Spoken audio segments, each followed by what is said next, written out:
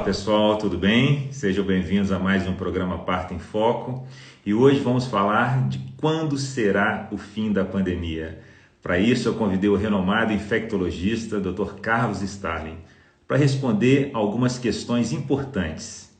Em que momento estamos da pandemia? Quais os cuidados e atenção ainda são necessários nessa fase? Como está a velocidade de vacinação no Brasil e a curva de mortalidade da doença? Além de falar sobre os bons e os maus exemplos de alguns países pelo mundo. E ao final, obviamente, fazer a pergunta que vale hoje US$ 1 milhão. Quando será o fim da pandemia? Então sejam bem-vindos todos vocês. Seja bem-vindo, Dr. Carlos Starling. E aí, Carlos, tudo bom? Que bom Tudo reencontrar bom, você. prazer enorme, Emerson. Né? Que bom, muito bom. Então, como eu disse aqui na abertura, Carlos, então era um encontro que eu estava cheio de vontade de fazer com você, principalmente porque nós fizemos alguns encontros durante a pandemia e Sim, eu fiz questão de assisti-los todos. Foi muito bacana assisti-los nesse final de semana. Tudo que nós conversamos ali no início da pandemia, no meio do ano, no final do ano passado, né? E perfeito. impressionante, assim, como tudo que você disse, assim, né? Não 100% das coisas, né? Mas a grande parte de tudo que você falou para a gente ali acabou acontecendo, assim. As coisas boas e as coisas ruins também, né? As dificuldades que nós passamos, né? Então, eu acho que chegou a hora de olhar um pouquinho agora para frente. Vamos ver se tem notícia boa vindo por aí, né? De mais otimismo e mais esperança. E também de mais cuidado ainda nessa fase que a gente está vivendo, né? Então, Perfeito, Emerson. É eu acho que vai. sempre um Que bom, prazer enorme. que Né? bom. Então, seja bem-vindo. Ô Carlos, então a primeira pergunta, eu acho que eu vou deixar a pergunta que vale US$ 1 milhão para o final, né? Quando será o fim da pandemia? Então, eu queria saber um pouquinho em que momento nós estamos, assim, ao seu olhar, ao olhar do infectologista, do epidemiologista, um olhar de um profissional que está conectado com vários outros colegas e instituições pelo Brasil afora e pelo mundo, né? As suas conexões transcendem um território nacional, né? E isso é sempre um grande aprendizado, porque países vêm vivendo a pandemia em fases diferentes, né? Então, essa comunicação é sempre um grande aprendizado. Então, fala um pouquinho para a gente. Bom, Emerson, hoje nós estamos num momento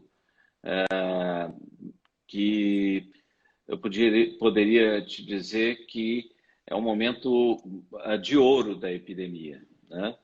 Nós já temos vacinas. As lives que nós fizemos no ano passado, nós projetamos vacina para o princípio do ano, né? Vimos as novas variantes chegando, porque o vírus circulou muito, né, em vários países, e não foi coincidência que apareceram variantes de muita preocupação, né? Elas são classificadas como variantes de preocupação ou variantes que realmente nos trazem muitos problemas, né? Não foi por coincidência que apareceram na Inglaterra, que no princípio também adotou uma postura de deixar o vírus viajar, né? Na África do Sul, a mesma coisa, no Brasil, né? E na Índia, onde a epidemia avançou de forma muito rápida, o vírus circulou rápido com uma população gigantesca. O que aconteceu foi que surgiram variantes que acabam comprometendo, né, o mundo inteiro. Essas variantes, elas viajam rapidamente pelo mundo e elas são mais adaptadas, elas se adequam melhor, né, aos nossos receptores ACE2 e com isso, né, elas se tornam mais transmissíveis. Não necessariamente mais virulentas, né, mais agressivas, mas elas são mais transmissíveis. Ou seja, elas passam mais fácil de uma pessoa para outra e acabam dominando, né, o mundo microbiológico e predominando no ambiente. Essa é uma questão darwiniana, né? Ou seja, aquele ser mais adaptado, ele vai prevalecer. Isso acontece também na virologia. Então, essa cepa delta agora, que é a grande preocupação, ela deve predominar, né? Nós já tivemos a P2, né? A P1, né? Que agora mudaram de nome, ganharam nomes, né? Alfa, beta e agora a delta, né? Mas nós vamos chamar nessa live pelo nome antigo, que é o nome que as pessoas mais gravaram, né? Um dos aspectos mais importantes dessa epidemia foram exatamente foi o protagonismo dessas variantes. No Brasil, a P1, que foi aquela variante de Manaus, que hoje ainda domina, né, as transmissões no Brasil. E temos a cepa delta começando agora. Só que a cepa delta, ela começa no momento em que nós já temos um avanço na vacinação, que foi atrasada no Brasil por questões logísticas e de planejamento, que nós não vamos comentar, né? Mas o fato é que a vacinação começa a avançar no final do primeiro trimestre, né? Nós começamos em janeiro com a nossa vacinação no Brasil, primeiro em populações de risco, e hoje nós já avançamos para a população em torno de 30, 40 anos. Né? Já vacinamos idosos, já vacinamos pessoas com comorbidades, pessoas da área de saúde e de setores estratégicos da sociedade. Então, a vacinação avançando, o que nós observamos é uma diminuição das internações, que nós começamos a observar a partir de maio, né? Redução progressiva das internações e do número de mortes, mostrando que o objetivo das vacinas está sendo alcançado, que é controle do caos assistencial e controle do número de mortes e também da gravidade dos casos. Então, nós passamos a ter muito mais casos leves, né? E assintomáticos do que nós tínhamos antes. Então, nós estamos começando a atingir agora, no final do segundo trimestre, o objetivo que nós tínhamos para esse período. Agora, nós esperamos evoluir muito ainda com a vacinação, agora nesse segundo semestre, né, até o final do ano. Nós temos aí para chegar mais de 200 milhões de doses de vacina, né, o que deve contribuir e muito e modificar o cenário da epidemia daqui para frente. O ponto de interrogação é a cepa delta, que ela é mais transmissível, né? E nós esperamos que ela não predomine, né? Que ela não tenha o mesmo impacto aqui no nosso meio que teve na Índia, onde nós vimos cenas dantescas, né? De um crematório ao ar livre, né? Um centro crematório, que é uma prática indiana, né? Mas que para nós é extremamente agressivo, né? Nós temos outras estratégias, né? Outros costumes, né? E Carlos, e fala um pouco então, né? Você deu esse panorama, né? Que o Brasil vive agora, essa aceleração da vacinação e uma clara demonstração dos indicadores em relação à internação de casos graves, mortalidade. Acho que é muito importante deixar isso claro para as pessoas, né, quem está passando por aqui. sim, O impacto é muito claro para quem analisa os números, para quem está acompanhando diariamente. Fala um pouquinho sobre isso, assim, o aumento da velocidade de vacinação e sim, a queda na contaminação, e na internação e na mortalidade. Você falou isso, acho que. perfeito. Hoje nós estamos, por exemplo, em Belo Horizonte, com uma velocidade de transmissão, aquele número R0, de 0,86. Né? Nós estamos abaixo de 1, mostrando a epidemia em declínio, com ocupação de terapia intensiva abaixo de 70%, ocupação de enfermarias abaixo de 50%, o que é um cenário bem confortável. Mas para analisar esses dados de forma mais detalhada, né, nós criamos, no nosso grupo de pesquisas, né, uma métrica diferente para avaliar a epidemia. Então, nós hoje trabalhamos com a incidência, né, a incidência por 100 mil habitantes nos últimos 14 dias, a tendência dessa incidência, que esses dois indicadores refletem o R0 e o RT. Só que o R0 e o RT, nós não temos um acesso nacional a esse número. Já a incidência e a tendência da incidência, isso é público. Você entra no site do Ministério da Saúde, você tem isso lá. Assim como a mortalidade e a tendência da mortalidade. Nós temos também, né? E é público, um dado público. E a letalidade dessas infecções também é público.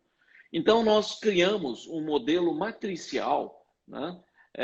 Onde nós damos pesos para cada uma das faixas em que esses indicadores estão.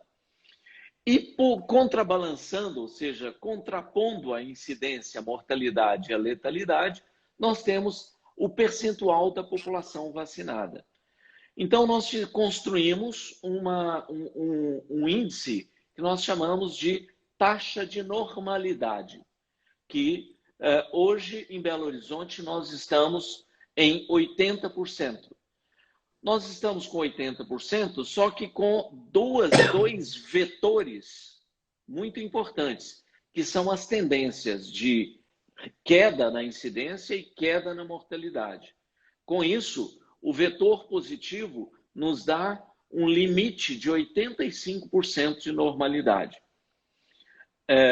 E da agora para frente, e esse é o parâmetro que a PBH, a Prefeitura de Belo Horizonte, resolveu adotar para fazer as flexibilizações. Então, ela tem feito a flexibilização das atividades comerciais, flexibilização das atividades pedagógicas presenciais, né? E hoje nós já estamos com 85%, permite, inclusive, que volte com ensino básico, fundamental, com ensino médio, né? Então, as atividades presenciais estão liberadas para esse grupo, né? E também as atividades culturais, né? Teatro, isso tudo com uma métrica que foi também construída ao longo do tempo para permitir uma abertura dessas atividades com muito controle, com muito rigor, né? Existem protocolos para que essas atividades sejam executadas, né? Então, o número de pessoas para cada uma delas, os cuidados que tem que ter, a testagem prévia para frequentar esses espaços, né? Então, tudo isso foi feito, vem sendo feito, e esse indicador ele está sendo utilizado por vários outros estados, por vários outros órgãos, como, por exemplo, a própria CBF, que eu participo lá do grupo que discute, né, as atividades esportivas no Brasil, né, e todos têm utilizado essa mesma métrica, né?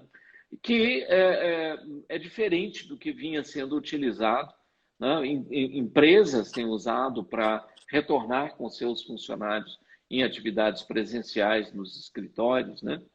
E com isso, a flexibilização ela passa a ser mais ordenada e mais fácil de ser controlada, né?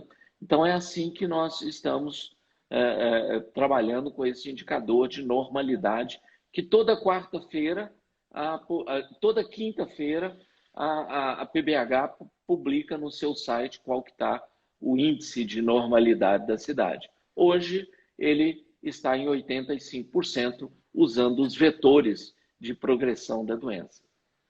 Perfeito, muito Não sei se você esclarecedor. se lembra de matriz, né? Lá do colegial, né?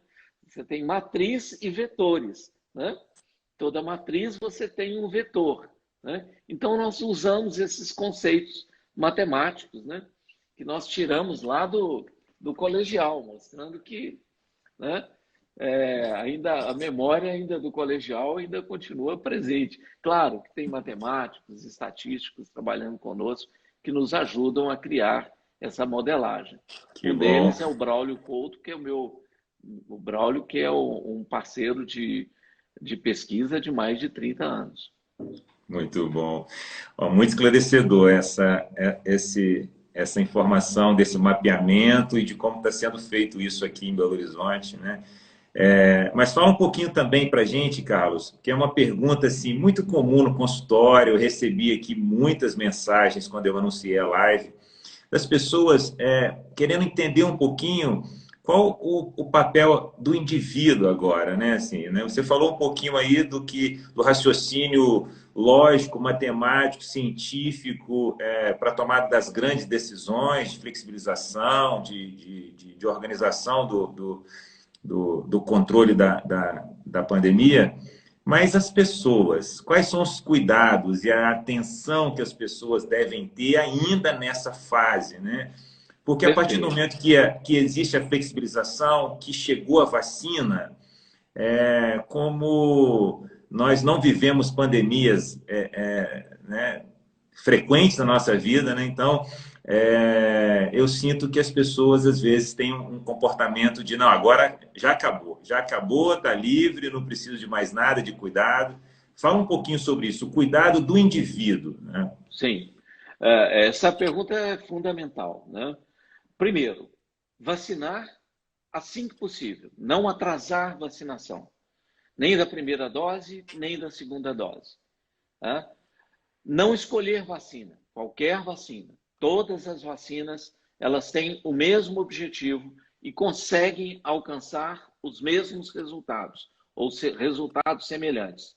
Claro, né, como nós estamos falando, né, para um grupo que eventualmente deve ter algumas gestantes aí no meio, né, vacinar é fundamental. Hoje nós já temos isso muito claro, né? Existe um programa de vacinação específico para gestantes, né? Então, vacinar assim que possível e assim que permitido para o seu período de gestação. Outra coisa, mesmo vacinado, né? Mesmo vacinado, os cuidados têm que ser mantidos em todos os espaços. Então, higienização de mãos, utilização de máscaras o tempo todo, máscaras de boa qualidade. Hoje, principalmente quem frequenta ambiente hospitalar ou vai em consulta, qualquer ambiente onde tem o mínimo de aglomeração, é máscara e máscara de boa qualidade. Máscara PFF2 ou N95 e, eventualmente, 2 máscaras quando estiver usando uma máscara cirúrgica, ou uma máscara de pano, né? Usa uma máscara cirúrgica, uma máscara de pano por cima. Isso aumenta o nível de proteção das pessoas. E evitar qualquer tipo de aglomeração. Evitar, por exemplo, nesse momento eu ainda recomendo evitar restaurantes, principalmente para as grávidas. As infecções em grávidas, elas são mais graves, né? Aliás, qualquer infecção, né? qualquer infecção viral, infecção bacteriana, a grávida é um momento de vulnerabilidade para processos infecciosos nas pessoas. Então, tomar todo o cuidado possível, né? E tomar a segunda dose da vacina. Então, a vacinação só é completa quando as pessoas tomam segunda dose. Muito Hoje, as bom. vacinas mais utilizadas para pacientes grávidas é a vacina da Pfizer e a Coronavac. Ambas funcionam muito bem, já são muito bem testadas, né? A vacina da AstraZeneca, que vinha sendo utilizada no princípio, ela houveram alguns eventos colaterais que são raros. Hoje saiu um trabalho mostrando, né, que é um caso para cada 1 milhão a 2 milhões de pessoas vacinadas. Mas ainda assim, como nós temos alternativas mais tradicionais, né, como é o caso da Coronavac, né, perfeitamente pode ser utilizada. Nós já usamos outras vacinas com a mesma característica, né, para outras doenças em pacientes grávidas com muito bons resultados e seguras. Portanto, como nós temos duas opções, não justifica usar uma que pode deixar as pessoas, no mínimo, estressadas. Grávida não pode ter nem estresse, nem infecção. Exatamente, muito bom. Ô, Carlos, e sobre o intercâmbio das vacinas para gestantes, né? Quem tomou a AstraZeneca, agora o Ministério da Saúde se posicionou Pode a favor. intercambiar, né? Pode intercambiar, não é Com isso? muita tranquilidade. Por quê? Porque já saíram trabalhos em revistas sérias, bem feitos, com amostragem extremamente significativa, né? Mostrando que quem tomou a AstraZeneca, tomando a Pfizer, você consegue, inclusive, uma potencialização do nível de imunidade, né? Que nós não conseguimos medir. Essa é outra pergunta muito frequente, né? Como é que eu meço se eu estou imune ou não? Não há como fazer isso com segurança. Os métodos existentes, né, que é a medida de anticorpo neutralizante, ainda não tem um padrão internacional que estabeleça o que é imunidade e o que não é imunidade. E mesmo porque a nossa imunidade não é só anticorpo, mas é também imunidade celular, a qual no dia a dia dos laboratórios, nós não temos métodos para medi-lo, né? Então, isso nós fazemos em modelos de pesquisa, em laboratórios especiais de pesquisa, isso é feito, né? E não é simples, eu posso te dizer, nós estamos desenvolvendo, fazendo pesquisa com novas vacinas para a Covid, né? E a parte celular é feita por laboratórios extremamente especiais, né? Aqui no Brasil, nós temos uma parceria de pesquisa com a Fiocruz e uma parte da amostra vai para fora do Brasil, ou seja, não há como medir essa imunidade. Tome a vacina, proteja-se com medidas de prevenção e está ótimo, né? Está muito bom, né? E sinta-se protegida porque está protegida, né? Não bom. pode abusar, né? Exato. Porque Então tem uma delta aí que a delta compromete um pouco as vacinas. Um pouco, não compromete muito, mas compromete aí em 5, 10% a eficácia de todas as vacinas de uma forma em geral. Por isso a importância de 2 doses que tem sido antecipada, né? Principalmente da Pfizer, né? E da própria AstraZeneca, mas no caso das gestantes, está sendo antecipado a dose para 21 dias, que é o que consta em bula. Isso é seguro, né? E, aliás, foi o que foi feito nos estudos de fase 3, né? O intervalo de 21 dias. No Brasil, nós esticamos isso para proteger o maior número de pessoas, que também é correto, é razoável. Perfeito. E isso, né, Carlos? Quanto mais acelera-se a curva de vacinação, diminui, a gente está falando aqui da Delta, né? Diminui o risco do surgimento também de outras variantes, né? Ou seja, quanto mais rapidamente se expande a vacinação, maior essa proteção, né?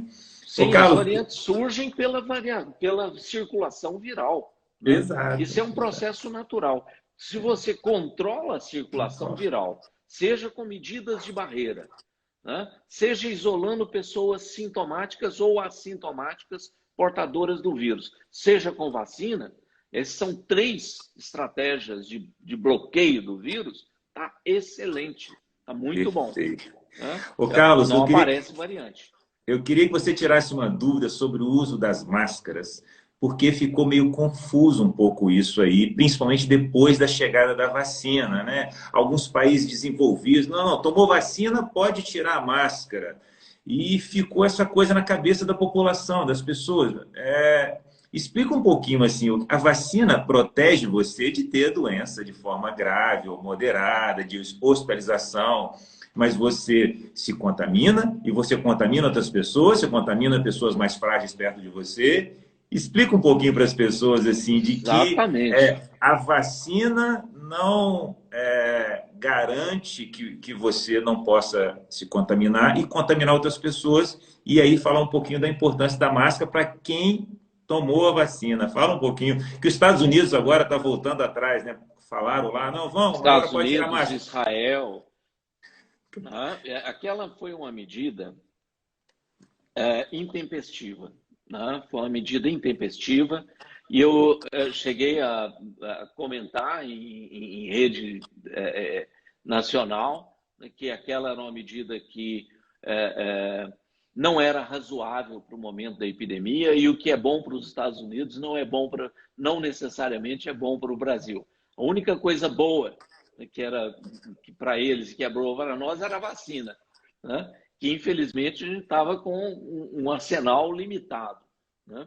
Mas o ponto crítico, né, é que você não pode tirar, né, as medidas de barreira que nós estávamos comentando, a medida de barreira é máscara, é distanciamento, é evitar aglomeração, né, higiene de mãos, e são medidas de barreira. Testar e afastar, né, e isolar por 10 a 14 dias pessoas infectadas, né, e vacinar. Aí, quando você consegue atingir uma incidência, né, abaixo de um determinado percentual de casos por 100 mil habitantes, que cada lugar estabelece os seus limites, né? Nos Estados Unidos, eles começaram a flexibilizar com menos de 50 casos por 100 mil habitantes. Eles voltaram tudo, pode tirar máscara. Mesma coisa em Israel. De repente, principalmente nos Estados Unidos agora, no Reino Unido isso aconteceu, né, muito rápido, porque entrou uma variante diferente, mais transmissível, e não houve homogeneidade da população, uma aceitação da população, como existe no Brasil, que 95% das pessoas querem ser vacinadas, né? Nos Estados Unidos isso não é a mesma coisa, nem nos Estados Unidos, nem no Japão, né? E nem em Israel. Israel estabeleceu medidas duríssimas para quem não quer ser vacinado. Estabeleceram um passaporte para eventos, para atividades culturais. Se você não for vacinado, você não vai em nada disso e nem viaja para lugar nenhum, porque você não pode entrar no avião. Tá? Então, essas são estratégias que agora eles estão tendo que retroceder. Nós não nem pensar nisso por enquanto. Né? Que Nós bom, estamos longe desse processo, né? que bom. E devemos usar as máscaras. A eficiência das máscaras, né? No princípio, nós não tínhamos máscara cirúrgica nem para os profissionais de saúde. Então, essas máscaras foram reservadas para os profissionais de saúde, assim como a N95. E a população em geral usar máscaras de pano. Funciona muito bem, funciona muito bem. Evita a transmissão do vírus por gotículas, né, que viajam aproximadamente 1,5 metro, né? 1,5 metro de 1 metro, 2 metros, né? Vamos colocar que é mais fácil para mostrar o trajeto, né? Então, você conversando, falando, espirrando, né? E a máscara mesmo de pano reduz essa transmissão. É claro que as máscaras N95, as máscaras APF-F2, elas filtram, né? Têm uma capacidade de filtragem muito maior do que as máscaras de pano e a máscara cirúrgica. Então, dentro de hospitais, você vai frequentar um ambiente que tem o maior número de pessoas, um ambiente hospitalar para consulta ou trabalho, é preferível usar uma Professor. máscara de melhor qualidade. Muito bom, muito bom. Ô Carlos, fala um pouquinho sobre os bons e maus exemplos próximo da gente ou de países que são importantes. Eu acho que você está conectado aí com seus amigos pelo mundo afora e aí, já demos um exemplo aqui, né, sobre decisões e mudanças de caminho, né? Mas fala um Sim. pouquinho assim, ou dá pelo menos um ou dois exemplos assim de países que são bons exemplos para esse momento que a gente está vivendo e alguns que possam ser maus exemplos, né? Bom, o grande exemplo que nós temos no mundo é a Nova Zelândia, né? Não tem a menor dúvida. Mesmo sem vacina, eles controlaram a epidemia fantasticamente. Com o quê? Com o distanciamento, com disciplina, né? Com as medidas de barreira básicas, né? Isolamento, máscara, né? Testagem em massa da população, várias vezes, e todo mundo que chegava no país. Então, eles controlaram por completo a epidemia. Alguns países asiáticos, a Coreia, fez isso brilhantemente, né? A própria China, com muito rigor, né, conseguiu controlar a epidemia, está vacinando, né? Também é um bom exemplo. Mostrando que existem medidas complementares à vacinação que são fundamentais. Maus exemplos, nós estamos cheios. Infelizmente, a Alemanha deu um bom exemplo também, muito bom exemplo, né? Portugal deu um bom exemplo, fazendo testagem, fazendo vacinação e principalmente um lockdown sério quando a situação estava grave, né? Mau exemplo, quem deu? Nós. Nós somos o mau exemplo do mundo, né? Então, nós somos párias no mundo em função de maus exemplos que foram dados pelas nossas autoridades federais, né? Não usar máscara, promover aglomeração, né? Banalizar vacinas, ridicularizar vacinas, né? Isso foram os piores exemplos que nós podemos ver. A corrupção envolvendo vacinas no Ministério da Saúde, nós estamos vendo uma coisa assim dantesca, quase que inacreditável que nós estamos vendo. Portanto, infelizmente, o mau exemplo somos nós, né? O mau exemplo do mundo somos nós, né? Agora, dentro desse contexto, nós temos cidades que fizeram um excelente trabalho, né? Nós temos um trabalho bem feito no Maranhão, nós temos, mesmo estados pobres fizeram trabalhos bem feitos. Em Minas, nós temos cidades que fizeram um trabalho interessante. Belo Horizonte tem a menor mortalidade por 100 mil habitantes do país, né? Por quê? Porque teve um trabalho coerente, né? Um trabalho coerente, gente séria que procurou, né? Governantes sérios que procuraram se orientar, né? Com princípios científicos, né? Não só Belo Horizonte, mas várias outras cidades do interior. Hoje nós analisamos, né, os 5.700 municípios do Brasil, em termos da taxa de normalidade. Encontramos taxa de normalidade em São João das Missões, uma aldeia indígena, praticamente indígena, no norte de Minas Gerais. Vacinou 70% da população e está com um nível de normalidade de quase 100%. Não tem casos há bastante tempo. Assim, várias outras cidades do interior do país que algumas delas aqui no interior de Minas não tiveram sequer um caso, porque fizeram distanciamento, tiveram prefeitos que cuidaram, orientaram a população seguiu, né? E isso, ou seja, funciona, funciona. Se quiser, nós, pela estatística, nós poderíamos ter evitado 4 de cada 5 mortes se tivéssemos feito um trabalho sério no país como um todo. 4 de cada Triste. 5 mortes poderiam ter sido evitadas. Meu Deus, que coisa triste.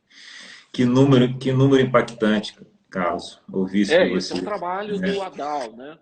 Do Porque colega isso, né, nosso Carlos, ficou epidemiologista. muito claro aqui para gente, agora, te ouvindo, que é, é um conjunto de ações, né, assim, que Sim, envolve, sim, obviamente, o poder público, envolve as lideranças, mas envolve também a sociedade. Claro que né, a atitude de uma determinada cultura de um país e de outro país, como o Brasil, que vive pouco com isso, já lidou pouco com situações como essa, também né, das próprias pessoas entenderem e respeitar, né, porque são esses pontos importantes, né? As medidas de barreira e a sim, vacinação.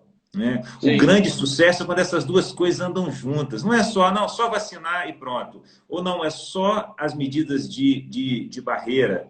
Não, são as duas coisas juntas. Né? As duas Quando os coisas. políticos pensam e as decisões são acertadas, a sociedade entende que é aquilo que você disse na primeira live lá, gente, vamos viver um momento muito triste, é difícil, vai acontecer números inacreditáveis, mas nós precisamos de pensar na sociedade, nós precisamos de pensar no outro, precisamos de pensar nas pessoas mais frágeis, né? Então, você deu esse recado lá no início, né? E eu acho que é isso. O Brasil falhou, né? Pesado, pesado. Nesses caminhos, né? Tanto da ação rápida para vacinação, quanto também no sinal que as lideranças davam em relação a isso. Acho que isso. Mas isso é tema para uma live só. Mas eu queria que você falasse, Carlos, um pouquinho. Você quer falar alguma coisa? Você ia falar. Em relação a isso que você estava comentando, por exemplo, o processo de flexibilização organizado e coerente, né? Isso é importantíssimo, né? É, foi muito interessante, porque ao longo dessa pandemia houve uma pressão muito grande, né, de vários setores, né, para que tudo fosse flexibilizado. Né? Um desses setores que pressionou muito foram as escolas privadas. Né? É claro que o ensino ele é fundamental, ele é prioritário. Aí eu falei, não, porque as crianças não infectam, ou infectam muito pouco e desenvolvem quadros brandos. Né? Bom, saíram trabalhos agora mostrando, por exemplo, na Ásia, né? Em Singapura, né? 12% das crianças, dos pacientes que estão morrendo são crianças nesse momento, por causa de uma variante diferente, que é a variante Delta. E outro trabalho muito impactante que saiu recentemente, né? Mostrando que no Brasil nós tivemos cerca de 150 mil órfãos. Né? E a orfandade, a perda do seu mantenedor, né? É um drama social violento. Né? Portanto, não é só a doença na criança, mas a doença em quem cuida da criança. Né? E perder 150 mil, né, mantenedores tem um efeito em cascata brutal, né, para as crianças. Então, não é só a doença na criança, mas a doença em quem cuida da criança. Né? E essas coisas estão vindo à tona agora, mostrando que, apesar dos problemas que nós tivemos com a educação, com o pedagogia, que existem perdas, você sabe, eu vivo isso dentro da minha casa. Né? E o pessoal, ele não tem filho pequeno, eu tenho filho pequeno. Né? Vivo esse drama dentro de casa, de perda, de problemas psicológicos das crianças que nós temos, mas nós estamos vivos para cuidar delas, né? E elas têm uma possibilidade de recuperar, mesmo que recupere com alguma perda, vão recuperar, porque criança é assim, né? Criança recupera. Né? Perfeito. Carlos, lá no final do ano passado, eu falei em alguns momentos eu falei sobre isso, né, com algumas pacientes, né? Essa questão da discussão em relação à criança, não, a criança tem doenças brandas e tal, mas eu sempre perguntava para os meus casais, assim, mas a criança volta para casa, ela não É vai chegar em isso. casa e ter outra criança cuidando dela. Tem o pai que vai trabalhar, tem a mãe, tem a pessoa que vive, tem a avó. Então, né, essa interpretação também é muito importante. Ô, Carlos, eu queria que você falasse um pouquinho, a gente está chegando aqui no fim, sobre um tema um tanto quanto, talvez, difícil para você falar como um infectologista e epidemiologista, e um estudioso como você, sobre esses movimentos anti-vacina. Eu vi esses dias o presidente dos Estados Unidos falando, poxa, tem 100 milhões de americanos que não vieram vacinar. Falou um número assim extravagante, assim. Gente, pô, ele chamando atenção para a questão da vacinação, se não vacinar, se a gente não alcançar uma vacinação, a gente não vai conseguir controlar a pandemia, vai começar a ter variantes, o vírus vai circular e tal. Então, eu queria que você falasse um pouquinho sobre isso, né? Porque você falou uma coisa linda, assim, essa retomada, essa abertura de forma coerente, organizada e de forma científica, né? Eu tenho falado isso muito no consultório. A ciência erra, tá, gente? A ciência erra. A Claro. ciência erra. Não, a gente erra, relê, aprende, entende e tal. Ainda mais numa situação como essa, que a construção do conhecimento está sendo feita junto com a vivência, né? Assim, Da epidemia. mas com a ciência a gente tende a errar menos. Se as decisões são científicas, a gente tende a errar menos do que só uma decisão política, uma decisão intuitiva ou pessoal, né? Então, que seja organizada esse cuidado, que seja planejado e que seja científico, né? Mas fala um pouquinho sobre isso, assim, como isso deve incomodar uma pessoa como você, ouvir essas coisas e sentir dificuldades. E você falou uma coisa maravilhosa, que eu não sabia, que 90 e poucos por cento da população brasileira quer vacina no braço. Pô, isso é sensacional. Eu não sabia desse Perfeito. número. Eu estava Esse é preocupado. um, Que número é esse? esse é um estudo, é uma pesquisa do Datafolha que 95% das pessoas e várias outras pesquisas na mesma linha mostraram isso. Ou seja, movimento anti-vacina no Brasil significa praticamente nada, né? É, é, e os terraplanistas aqui tem pouco. Aliás, é muito interessante, né? Porque nós temos aí seguidores cegos, né, negacionistas, em torno de 25% da população. Mas mesmo esses 25%, só 5% não querem vacinar. Eles estão se vacinando, né? Então, isso é importantíssimo, Muito bom. porque você nega tudo, mas menos a vacina, né? Você pode querer andar sem máscara por causa para seguir um imbecil que anda de motocicleta pelo meio da rua, promovendo aglomeração sem máscara, né? Você pode até fazer isso, né? Mas quer vacina. 95% da população quer a vacina, né? Isso já não acontece nos Estados Unidos, né? Onde você tem movimentos, e mesmo na Europa, que fizeram com que o sarampo voltasse lá. Eles nunca controlaram o sarampo adequadamente, né? Nem sarampo, nem cachumba, né? Nem catapora, né? Ou seja, eles convivem com essas doenças, né? E com o drama dessas doenças, às vezes mais do que nós aqui num país subdesenvolvido, né? Por quê?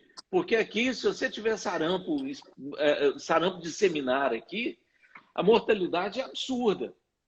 Lá eles têm uma estrutura assistencial melhor do que a nossa, apesar do nosso SUS ter brilhado nessa epidemia.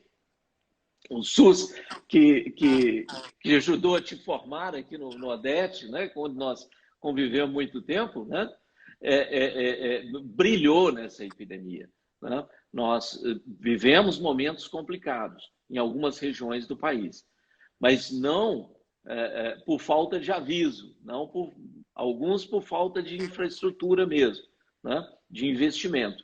E outros por tentativa de implementar tratamentos sem consistência científica, né?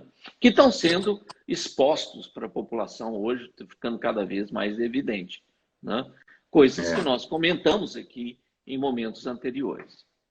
Você fala uma coisa muito interessante, Carlos, que é a vacina no mundo moderno tem colhido, às vezes, um fruto um pouco negativo em relação ao movimento anti-vacina, pelo o tamanho do benefício e do ganho que ela trouxe para as nossas vidas, né? Assim, Perfeito. não é isso? Você fala isso vez ou outra, né? Você fala, faz esse paralelo, Sim, né? o A nossa benefício é. geração não viveu essas coisas e acha que, né, que Com certeza. Né?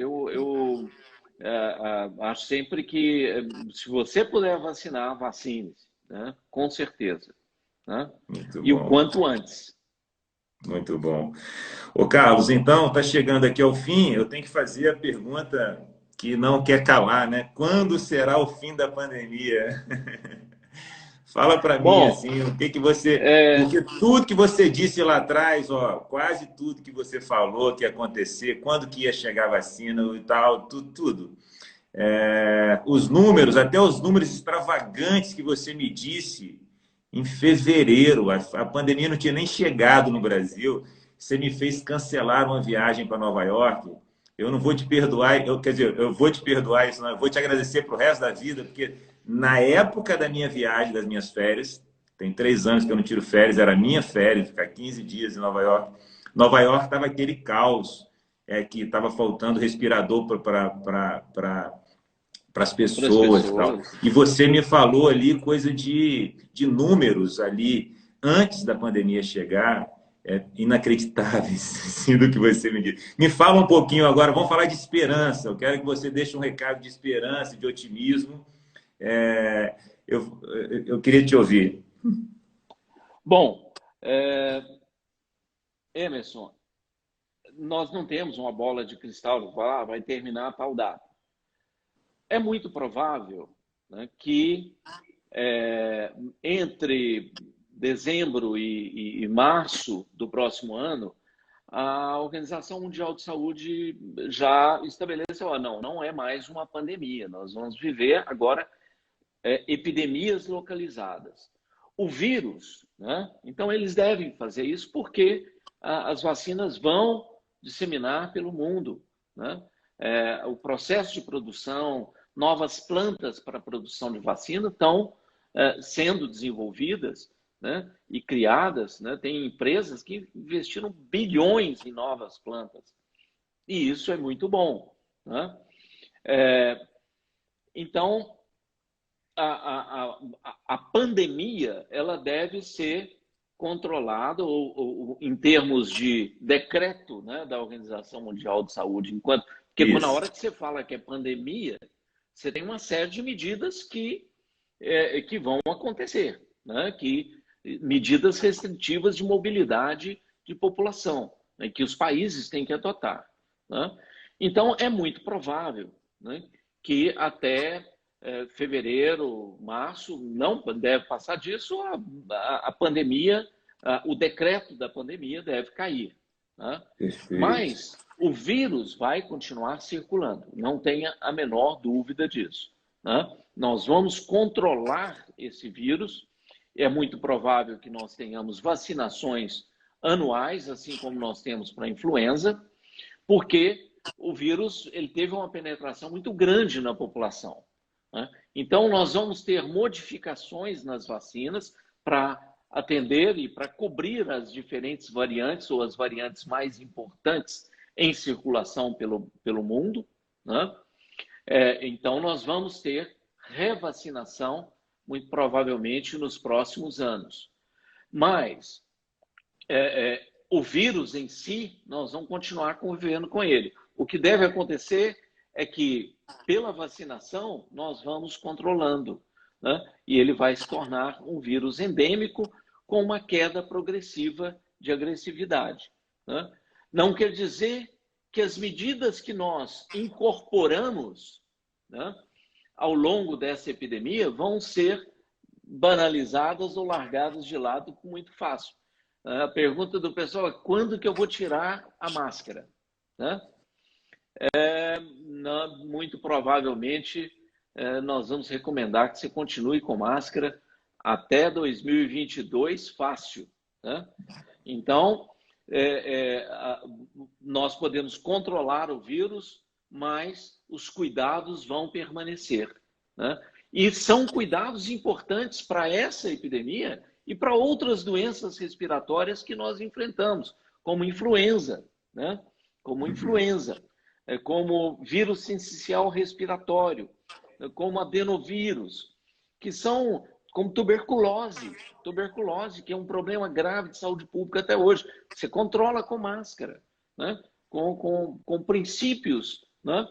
De higiene e de distanciamento social. Perfeito. Quando é que nós vamos poder fazer festa? Né?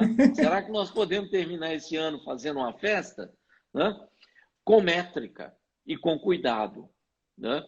Então, nós vamos poder, é só olhar o decreto que tem na prefeitura e a métrica para você fazer evento e os critérios para que esses eventos sejam feitos. Preferencialmente céu aberto, né? Em ambiente aberto, com poucas pessoas, né? Pessoas vacinadas e testadas, né? E mantendo alguns cuidados, como o evento, evitar tirar a máscara e cantar, né? Por enquanto ainda não dá. Né? Mas já liberaram eventos para um determinado número de pessoas. Sim, liberamos eventos, né? Mas com regras e cuidados. Os cuidados têm que ser observados. Senão a epidemia volta. E aí fica aquele ciclo vicioso. Volta, aumenta o número, aparecem novas variantes e nós vamos adiando um retorno a alguma coisa próxima da nossa vida normal antes. Não vai ser tão cedo que nós vamos voltar a ter a vida normal que nós tínhamos. Perfeito. Ô, Carlos, você acha então que no Brasil, né, eu acho que em função da nossa cultura, do nosso jeito, né, de viver, o comportamento das pessoas a partir de agora, né, assim que essa pandemia, né, acabar e tal, eu acho que são algumas atitudes que vão ficar para sempre de cuidado, né? Assim, quantas vezes eu, como médico, fui trabalhar sem máscara, gripado, atendendo grávida, gripado, né? Olha só, são pequenos, né? Pequenas mudanças de atitude, né? De aprendizado que essa pandemia vai deixar, né? Eu acho que nunca mais pensaremos como antes, né? Com certeza, Emerson. Eu acho que se tem um legado dessa epidemia é a consciência que ela gera nas pessoas. A consciência de risco, né? A percepção de risco. É muito interessante porque as escolas, seja do primário até o nível superior, né? Elas vão ter que repensar o processo pedagógico.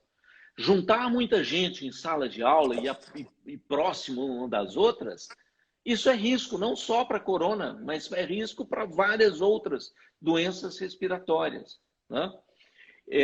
Então, isso tem que ser repensado. O modelo tem que ser repensado. As grandes empresas, todas elas, perguntam se elas querem voltar com aquele contingente todo trabalhando em escritório, em baias e tudo. Não, elas não querem isso mais. Isso não é mais necessário, inclusive. Né? As pessoas se tornaram mais produtivas dentro das suas próprias casas. Né? Então, o trabalho semipresencial já é uma realidade nas empresas do mundo inteiro. Assim como o processo pedagógico vai acontecer dessa maneira. Né? Com muito mais tecnologia, né? E aí o desafio é tornar esse acesso tecnológico mais socialmente justo. Né? Então, o desafio passa a ser outro. Então, consciência. Né? Consciência do respeito ao outro, respeito aos mais velhos, respeito aos mais frágeis e vulneráveis da sociedade. Isso tudo nós aprendemos ou exercitamos muito pesado nessa epidemia. Outro aspecto muito importante é distanciamento, uma certa privacidade que nós temos que incentivar e preservar, né? E aprender a vacinar. E uma outra coisa fundamental, né, que é o conceito de segurança nacional, né?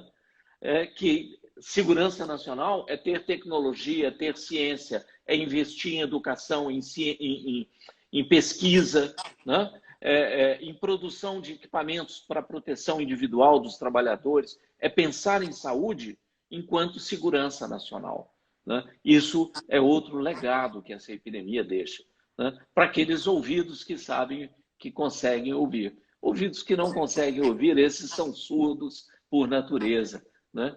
E aí esses não adianta. Exatamente, muito bom. Ô Carlos, foi ótimo conversar com você, foi muito bom, como sempre, uma aula para todos nós. Eu queria falar com você que eu li um livro recentemente chamado Uma Metrópole à Beira-Mar, que conta a história do Rio da década de 20, do Rui Castro, contando a Sim, história do Rio de Janeiro da década de 20, falando da modernização do Brasil, Semana de Arte Moderna em São Paulo, exposições de tecnologia no Rio, e o Rio era a capital do Brasil, né? As embaixadas e tudo, né? E lá ele fala o seguinte: o livro foi lançado há 4 anos atrás, e ele ambienta o livro falando da pandemia de 1919. Uma das primeiras páginas, ele falando da pandemia de 19 e falando que depois da pandemia veio o melhor carnaval da história do Rio.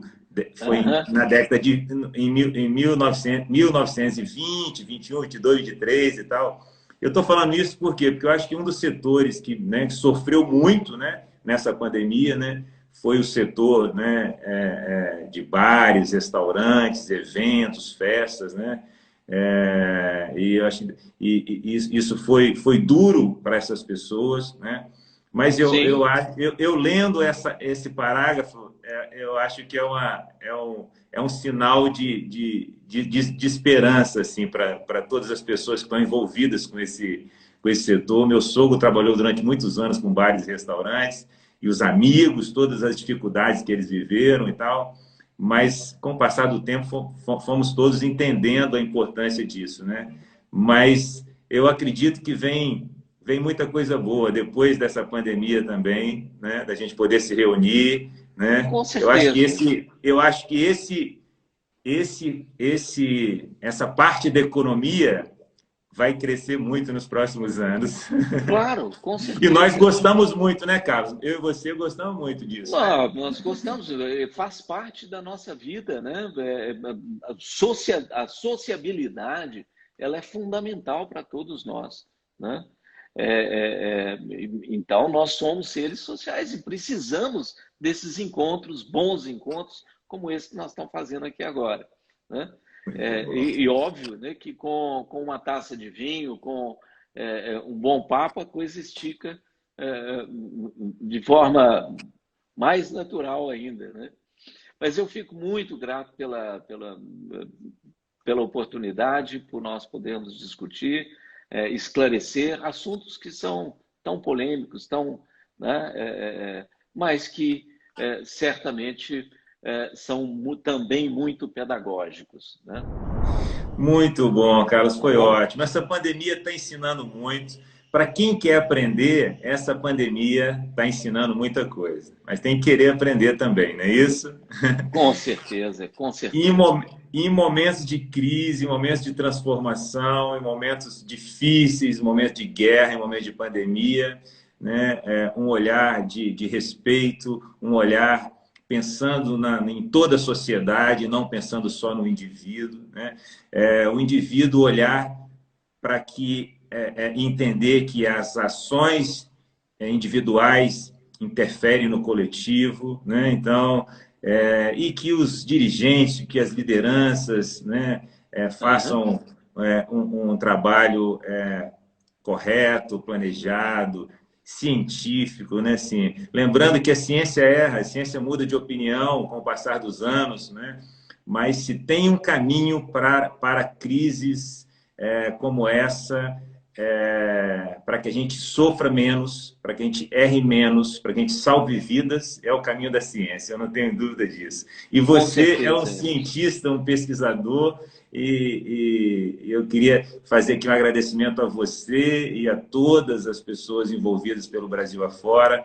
Eu acho que, como na Inglaterra, vez ou outra, num evento esportivo, num evento festivo, eles colocam lá NHS bem grande, celebrando o SUS deles, né?